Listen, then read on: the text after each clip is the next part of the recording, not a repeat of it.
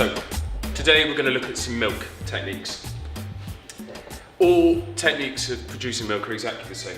All the differences between a cappuccino, a latte, a flat white, for example, is the amount of air that you introduce into the milk at the beginning of the technique.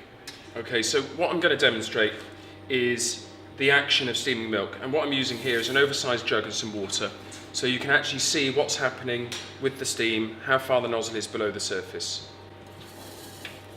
We're purging just below the surface, as you can see, just below the surface. I'm going to turn the steam arm all the way on, and we get it spinning. Now you'll see, as I'm sucking air in, you can see the jets of steam firing through the water.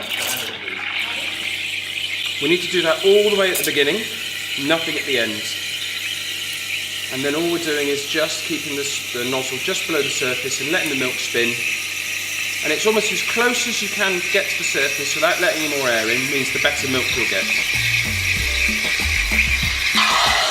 And on. So first things first, let's always fill to a third of the jug, just below the spout, and always purge your steam arm first. We put the tip just below the surface, and we're going to turn the steam arm on all the way and not just halfway. And we're looking to do three things at the same time: add air, start to spin, and start to heat. And as soon as I've got enough air in, I'm just going to keep that tip just below the surface, and as soon as it's too hot for my hand, because anything other than that will scald the milk, turn it off.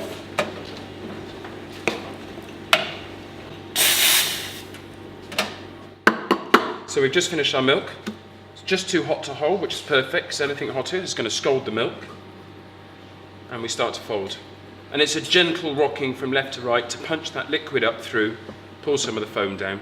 And we keep folding left and right, left and right. You don't need to spin your milk. If you spin your milk like this, all you're doing is you're moving the foam layer and the milk layer around. Whereas if you fold, you're actually going to mix it. And as soon as it's got the consistency of paint, or it looks nice and shiny, we pour. And this is going to be my cappuccino.